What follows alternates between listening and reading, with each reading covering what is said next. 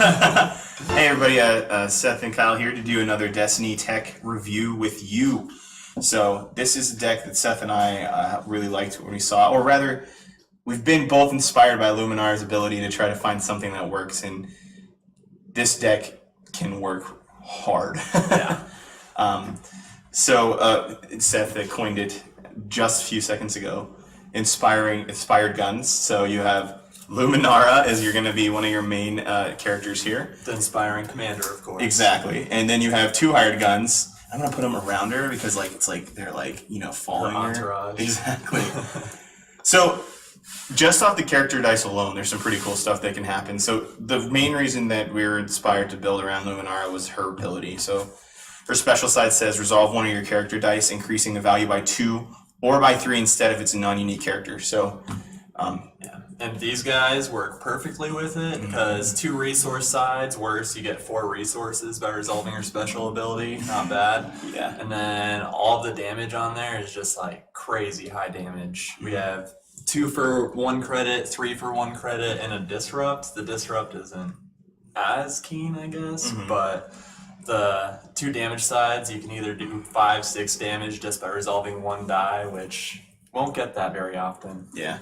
So of course the battlefield is going to be Emperor's Throne Room because if you get that, you get to do her ability on a claim. So yeah, that's pretty sweet to do 6 damage for a resource on a claim. That's a lot of damage. Yeah. And you have 29 health here too, which we didn't mention yet, which is a pretty high amount of health for 3 dice. So 28.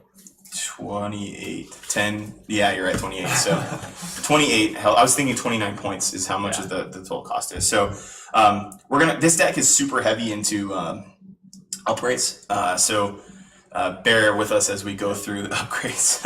Lots of upgrades with lots of special abilities. So. Exactly. So we got first off Ascension Gun. I think this is a solid include in this deck just because you could trigger the ability if you don't have the battlefield, right? Yep. And not gonna lie, this deck does fumble around a little bit with you don't have your battlefield as the chosen battlefield. So Ascension Gun gives you that little extra push that you need sometimes. Ideally, you'll want to use Emperor's Throne Room every game, just so each turn you can resolve one of your guys' dice with the modifier on it as well.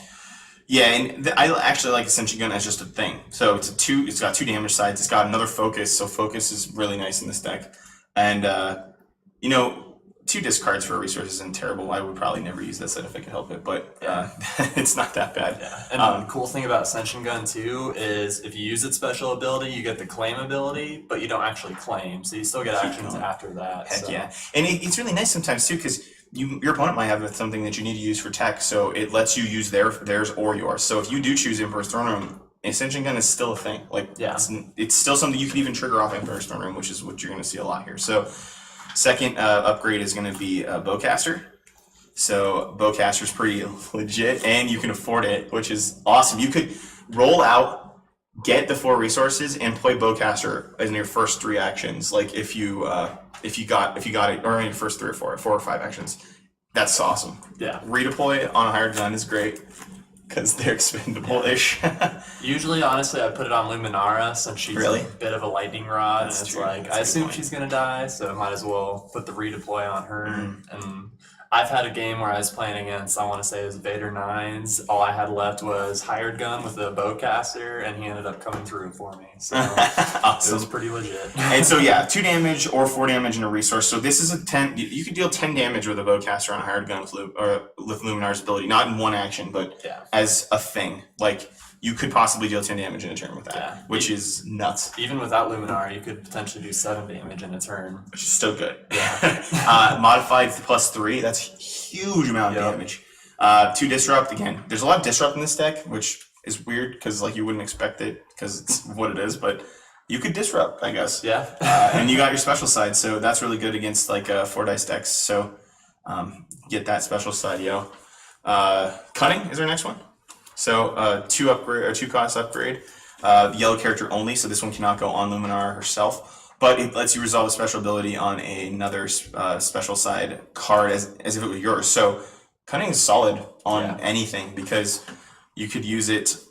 You could use it on a Sith Holocron on someone else's side to play a Force Heal or a Force Speed on a hired gun. You could use it on You know, Vader's special side, it doesn't even have to be an odd die on the board, it just becomes that card. Yep. So I'm a very big fan of Cunning after having it played. Yeah, me too. I've used this before to use my opponent's force speeds out. Like, That's a good idea. Lots of good things. So. Another focus side, which is always good, discard, disrupt, resource, and special side. So pretty random with Cunning, but when you can get it and getting extra focus is good. So. Yep.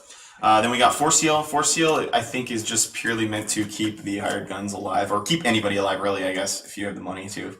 Yeah. And 2 special sides. This card has done nothing but surprise me ever since I played it.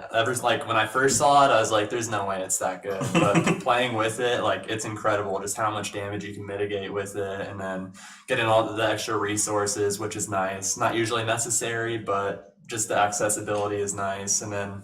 The heal, just having 2 heal sides is crazy good in my opinion. Yeah, and again, special goes off there too.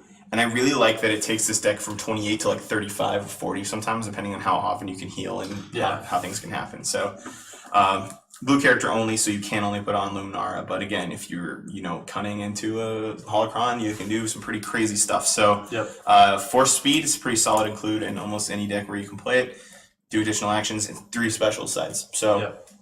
Half the chance you're getting 2 extra actions. Yeah, and with the Throne Room and Cunning, you're going to be a pretty good spot. Another focus, so lots of focus in this deck, which I actually like a lot. Yeah. You got your Hunker Downs, so Hunker Down's really good against the decks that it's meant to be played against. So Vibro Knives get right through it.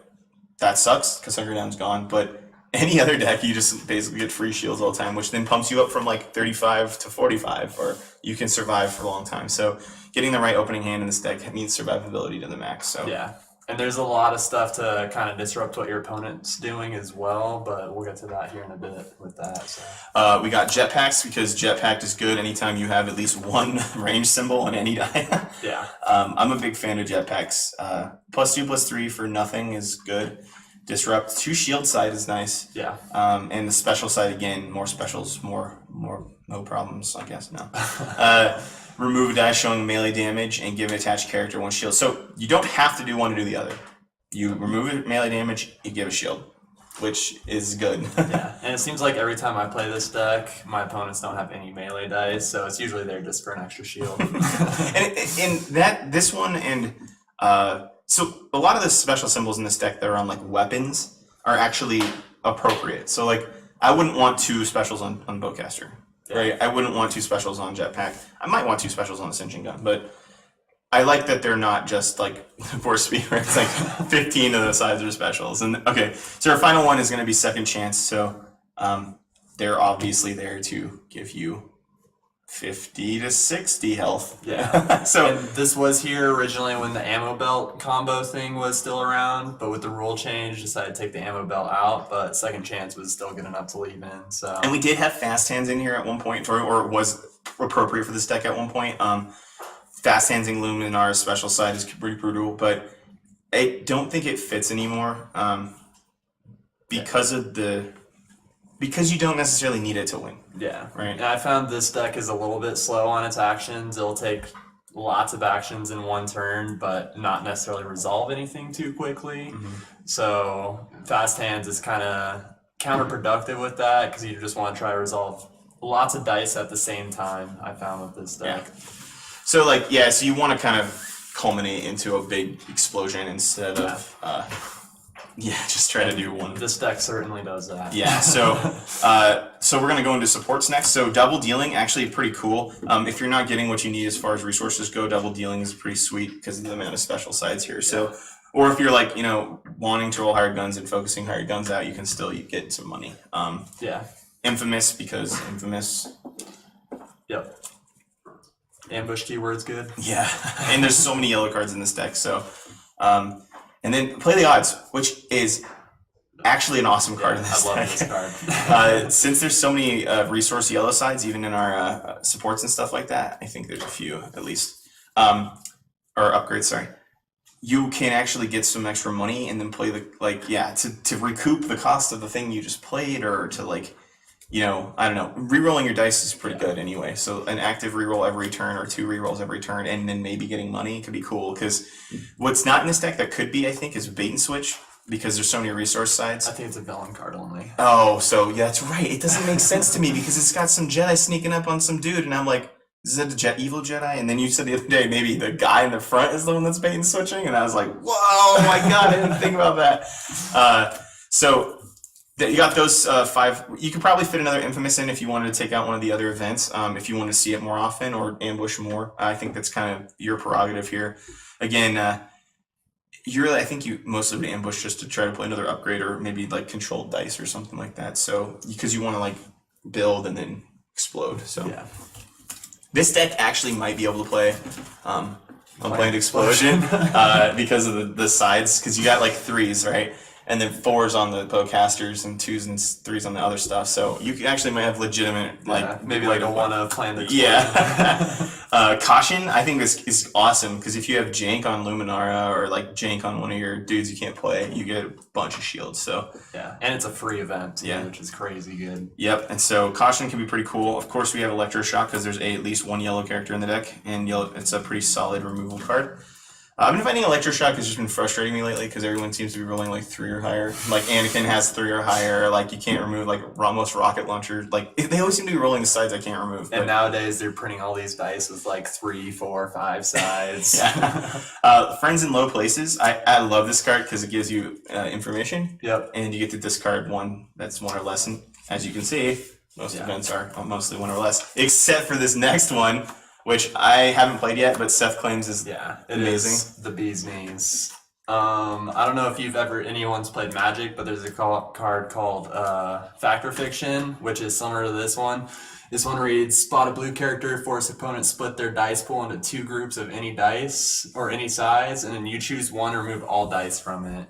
So ideally you want to wait till maybe they have like 3, maybe 4 dice out. Doesn't really matter what size they're showing because it's going to be a really difficult decision for your opponent to make anyway.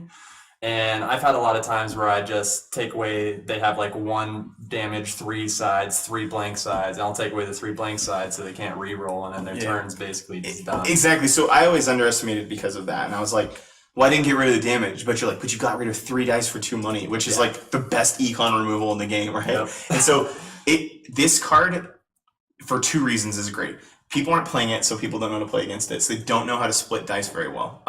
Secondly, you can usually remove 2 dice for 2 resources, which is solid econ. I mean, you're not sacrificing anything on your end. It's not like he doesn't like you or Lolth Cat and Mouse where you have to do something and then they do something, right?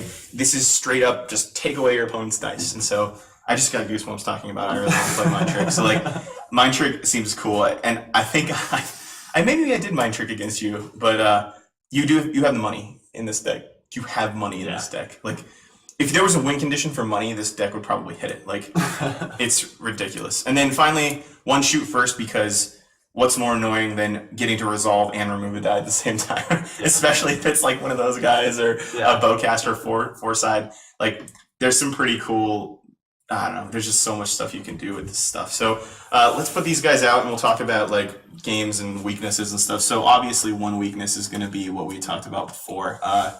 It's kind of, it has a lot of activations. Yeah, lots of activations. It is, I hate to say, a little bit dependent on the battlefield. I've had games where my battlefield doesn't get chosen and it just feels like you're just really slow, resolving dice really slowly and just not getting as much value as you want to be getting, I guess. Yeah, and you can feel like that. I mean, you still get to a point in this game, almost every game, where you're down to like 1-in-1 character, or like it's still a competitive game even if you don't have your battlefield, because at some point you're going to get a bowcaster out, and at some point you're going to get 2-3 sides with a hired gun. Yeah, and you're going to like keep these guys alive with like caution, because you're going to get these things. You just might not get them quick enough to. Yeah, so I'm a fan because the deck has like staying power, even if it just goes slower, right? And in the current meta with like POMAS and things that are pretty quick, like we're going to see a shift in that anyway, I think, in the next set. But a shift in like free activation cheating and stuff. There's going to be like a lot more general efficiency from Empires at War. But yeah, I think that's one of the problems is even if it is your battlefield, you might not actually be claiming it that often. Yeah. So, and sometimes, to be honest, sometimes I'll just claim just to get like a 3 damage side, or just claim to get a special real quick and have some dice sitting out, because I mean, I don't want my opponent to claim a special side like on Anakin or something like that. And going first is usually a good thing for this deck. So yeah. Only other thing I've seen that I might say sucks about this deck is that, I don't know, actually. I don't know if there's anything else. Maybe we could include more events. Again, if bait and switch was a neutral or hero, you would definitely throw that in there, because two sides that resource flipping to a 3 damage side is what we talked about with our Unchained.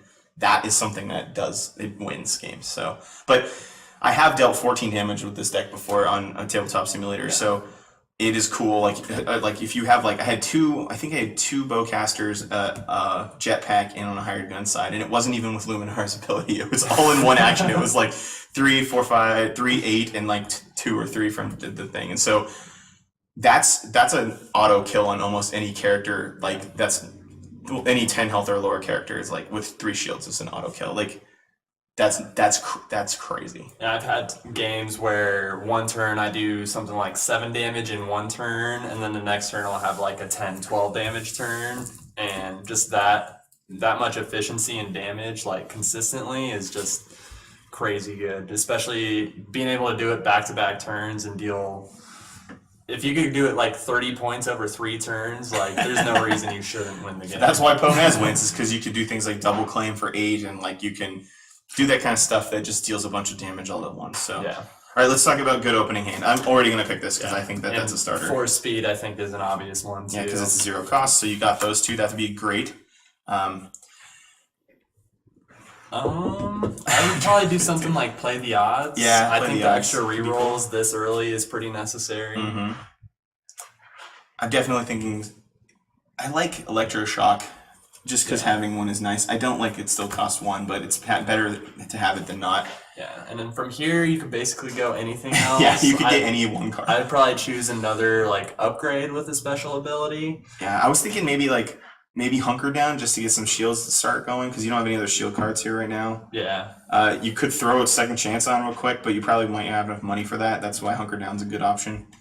I mean, realistically, first turn, the main goal first turn usually is to get Luminara's dice out, get a hired gun's dice out with like a resource or a damage side, and then just claim the battlefield. Yeah. And that is a plenty fine good turn.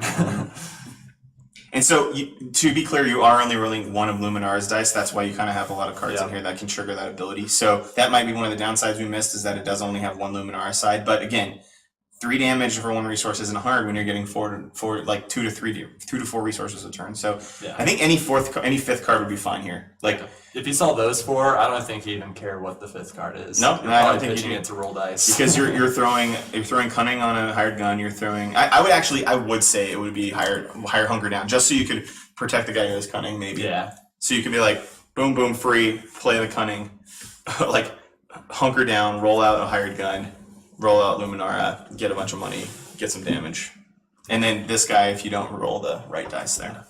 I love to play the odds. Just the free reroll each turn is something about it. Just makes me really happy. Free reroll plus every turn, yeah, and 2 of them out. They're not unique, so you can have 2, and that's fun. All right, well, that's it for this video. I hope you guys enjoyed that. We're changing the format of how we're doing Destiny tournaments too. We're doing 4 a month. It starts on Tuesdays, or Eric, it starts Tuesdays or Sundays? I think the first one is Tuesday the 8th. Okay, so it's gonna be like Tuesday, Sunday alternating. So it almost feels like there's probably 2 in 1 week, and then there's a big break. Kind of. It's like Tuesday, then that same Sunday. And then so it's like Tuesday, next Tuesday, and then Sunday. Yeah. Okay. So it'll make sense once you see it on our calendar, but keep that in mind. So. And we do have casual play whenever you want. Use our Facebook group to come down and talk about casual play. Most of the people that work here and are here often have cards, so if you do want to play for pickup games, coming down's probably safe. We've been getting enough people at our tournaments. I feel like we have people that have cards all the time. So last tournament we had 23, I want to say. So it was a good turnout. So we have packs for sale too. So if you want packs, come on down. Got booster boxes. Yeah, we do price support with the kits and with other stuff. So keep in mind that. I know we're gonna start doing kits more rarely. Like it's gonna be less of a thing and more pack based tournaments. So keep that in mind, and I hope you guys enjoyed this video, and let us know if we forgot anything. All right. Thanks for watching. Cool.